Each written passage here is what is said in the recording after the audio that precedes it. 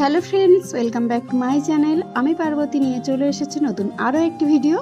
আজকে দেখাচ্ছি কিছু চিকের এবং চকারের ডিজাইনস। আশা করছি ডিজাইনসগুলো তোমাদের ভালো লাগবে।